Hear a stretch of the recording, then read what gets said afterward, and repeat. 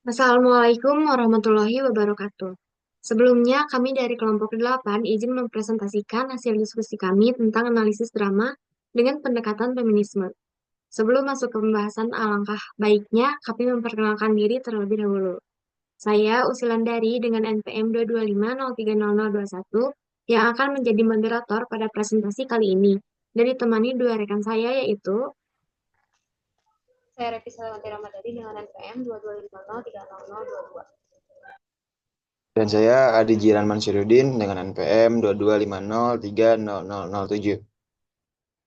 baik di sini kita ada empat topik, lima topik pembahasan dengan satu contoh. Yang pertama ada pengertian, konsep dasar, langkah analisis, kekurangan, kelebihan, dan yang terakhir contoh. Baik, langsung saja kita mulai ke pembahasan yang pertama, yaitu pengertian. Pendekatan feminisme merupakan salah satu ragam kritik sastra yang mendasarkan pada pemikiran feminisme yang menginginkan adanya keadilan dalam memandang eksistensi perempuan. Lalu selanjutnya ada konsep-konsep dasar. Agar lebih memahami pendekatan feminisme, maka terlebih dahulu perlu dipahami beberapa konsep dasar feminisme, yaitu meliputi pengertian, perkembangan, dan ragam feminisme. Lalu selanjutnya, menurut Hume pada tahun 2007, feminisme merupakan ideologi pembebasan perempuan dengan keyakinan bahwa perempuan mengalami ketidakadilan karena jenis kelaminnya. Feminisme menawarkan berbagai analisis mengenai penyebab atau pelaku dari penindasan perempuan. Selanjutnya,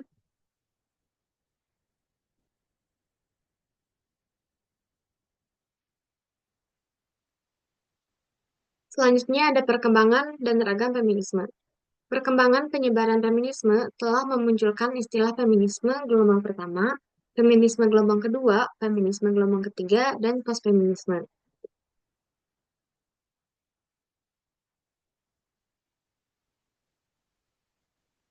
Gelombang pertama di Amerika berkisar dalam kurun 1840 sampai 1920. Gelombang pertama ini ditandai dengan adanya konvensi hak-hak perempuan yang diadakan di Seneca Falls, New York pada 1848. Feminisme gelombang kedua ditandai dengan berdirinya beberapa kelompok hak-hak perempuan dengan tujuan untuk meningkatkan status perempuan. Lalu selanjutnya, ada feminisme gelombang ketiga atau yang sering disebut feminisme postmodern. Feminisme ini memandang dengan curiga setiap pemikiran feminis yang memberikan suatu penjelasan tertentu mengenai penyebab opresi terhadap perempuan. Adapun postfeminisme adalah tentang pergeseran konseptual di dalam feminisme, dari debat sekitar persamaan ke debat yang difokuskan pada perbedaan. Lalu selanjutnya ada langkah eh, yang akan dibahas oleh Revi. Untuk Revi, saya silakan. Baik, terima kasih. Nah, materi yang selanjutnya ada langkah untuk menganalisis berdasarkan pendekatan feminisme. Yang pertama yaitu memilih dan menonton drama yang akan dianalisis dan juga dinilai. Lalu yang kedua, menentukan fokus masalah yang sesuai dengan perspektif pendekatan feminisme. Selanjutnya, mengumpulkan data yang relevan dengan fokus masalah yang karyanya akan dianalisis. Nah, data ini merupakan data sekunder dan juga primer. Lalu yang keempat, menganalisis data dengan menggunakan pendekatan feminisme. Selanjutnya, menginterpretasikan dan memberikan penilaian sesuai dengan pendekatan feminisme. Yang terakhir, menuliskan laporan analisis drama dengan menggunakan bahasa yang sesuai dengan media yang akan dipilih untuk mempublikasikan. Nah, yang selanjutnya ada kekurangan pendekatan feminisme. Yang pertama, fokus terlalu sempit. Nah, pendekatan feminisme ini seringkali terlalu fokus pada isu gender, sehingga dapat mengabaikan aspek-aspek lain dari naskah drama yang juga penting. Misalnya, analisis bisa jadi kurang mempertimbangkan dimensi sosial, ekonomi, atau budaya yang lebih luas. Lalu yang kedua, kurangnya konteks sejarah. Nah, dalam beberapa kasus, pendekatan feminisme ini mungkin tidak sepenuhnya mempertimbangkan konteks sejarah dari naskah drama. Hal ini juga dapat menyebabkan kesalahpahaman terhadap pesan asli dari drama yang mungkin dipengaruhi oleh norma dan juga nilai pada masa itu. Lalu yang ketiga, potensi bias dan juga potensi bias. Nah, feminisme ini memiliki potensi bias. Nah, analisis bisa saja dipengaruhi oleh pandangan pribadi analis mengenai isu gender yang dapat mempengaruhi objektivitas dalam memahami naskah. Lalu, yang terakhir ada generalisasi. Pendekatan feminisme ini terkadang membuat generalisasi yang berlebihan mengenai peran dan juga representasi gender, sehingga tidak semua karakter atau situasi dalam naskah drama itu dapat atau seharusnya dianalisis hanya dari perspektif gender. Lalu yang selanjutnya ada kelebihan. Nah, untuk kelebihan pendekatan feminisme, yang pertama yaitu memperlihatkan realita. Nah, pendekatan feminisme ini membantu memperlihatkan realitas sosial yang seringkali tersembunyi atau juga diabaikan. Hal ini juga dapat memberikan wawasan lebih mendalam mengenai bagaimana gender atau kekuasaan beroperasi dalam masyarakat. Lalu yang kedua, memberikan pesan-pesan strategis. Nah, analisis feminisme ini seringkali membawa pesan-pesan strategis yang dapat digunakan untuk memperjuangkan kesetaraan gender. Ini juga dapat menjadikan pendekatan ini tidak hanya teoritis, tetapi juga praktis dalam upaya sosial. Lalu yang ketiga ada mengkritisi patriarki. Pendekatan feminisme sangat efektif dalam mengkritisi struktur patriarki yang ada dalam naskah drama. Hal ini dapat membantu mengidentifikasi dan mengubah norma-norma gender yang menindas. Lalu yang keempat, menyuarakan ketidaksetaraan gender. Nah, pendekatan feminisme ini memberikan suara kepada isu-isu ketidaksetaraan gender yang mungkin diabaikan dalam analisis konvensional. Hal ini dapat membantu dalam meningkatkan kesadaran dan pemahaman tentang perjuangan gender. Lalu yang terakhir ada menghadirkan perspektif baru. Nah, dalam menggunakan perspektif feminisme, analisis dapat menghadirkan cara pandang baru terhadap naskah drama. Ini membuka peluang untuk interpretasi yang lebih kaya dan juga beragam.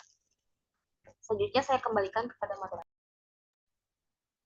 Baik, terima kasih Repi atas pemaparannya. Selanjutnya ada contoh analisis drama Sambaja Gugat dengan pendekatan feminisme yang akan dipaparkan oleh Ziran. Untuk Ziran, saya silakan. Baik, terima kasih Ibu Moderator. Sekarang kita masuk ke analisis langsung dari naskah dramanya. Yang kita ambil di sini adalah naskah drama Samboja Gugat. Nah, mungkin untuk kali ini kita tidak akan membacakan, mohon maaf sebelumnya, tidak membacakan naskah dikarenakan media presentasi kali ini menggunakan Zoom, jadi terbatas oleh waktu. Jadi mungkin kita langsung majukan saja ke analisis. Tapi nanti untuk naskahnya kita akan bagikan juga untuk teman-teman bisa baca dulu. Ini sedikit sinopsis. Drama Samboja Gugat merupakan adaptasi dari cerita rakyat Pangandaran yang menonjolkan perjalanan hidup tokoh utama Dewi Siti Samboja dalam menghadapi tragedi dan perlawanan terhadap kekuatan yang menindas. Sinopsis drama ini menggambarkan perjalanan hidup Dewi Siti Samboja yang penuh penderitaan setelah kematian suaminya, Raden Anggalarang, dalam pertempuran melawan Bajo dari Nusa Kambangan. Dewi Siti Samboja kemudian melarikan diri dan menjalani hidup baru dengan menyamar sebagai penari ronggeng dengan nama Dewi Rengganis.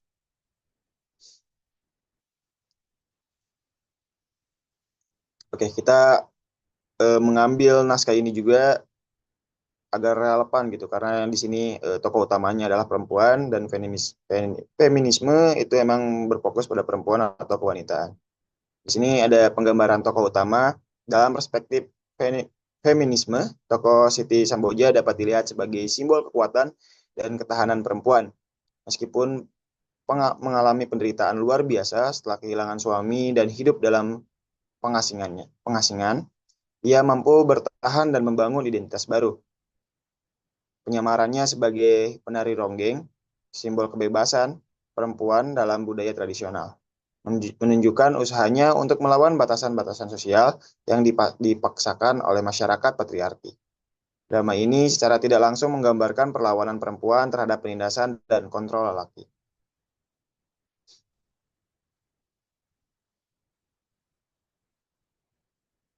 Oke, ini ada analisis kedua adalah pergulatan dengan patriarki. Kematian Raden Anggalarang dalam pertempuran melawan Bajo menggambarkan hilangnya perlindungan patriarki dalam hidup Siti Samboja. Setelah kematian suaminya, ia terpaksa bertahan hidup seorang diri. Sebuah situasi yang sering dihadapi perempuan dalam masyarakat patriarki. Pergulatan Siti Samboja untuk melarikan diri dari situasi yang tidak adil ini merupakan refleksi dari perjuangan banyak perempuan untuk keluar dari sistem sosial yang menekan. Next deh.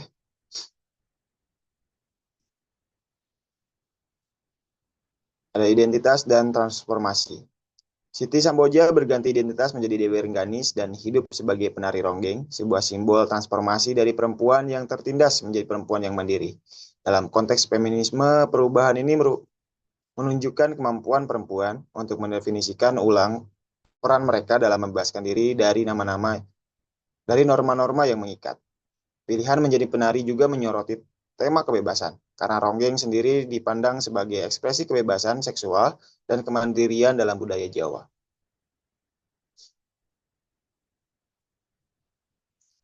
Selanjutnya ada penggunaan seni.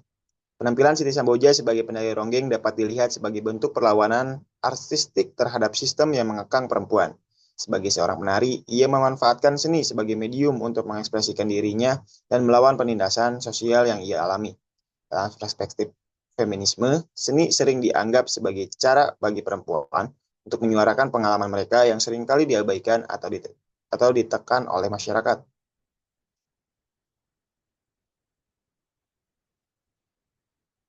Nah, ini ada kesimpulan analisis. Drama Samboja Gugat menghadirkan narasi perempuan yang kuat dalam menghadapi ketidakadilan, kehilangan, dan transformasi. Dalam pendekatan feminisme, kisah Siti Samboja menggambarkan perjuangan perempuan untuk keluar dari kendali patriarki, menegaskan kembali identitas mereka, dan menggunakan seni sebagai bentuk perlawanan.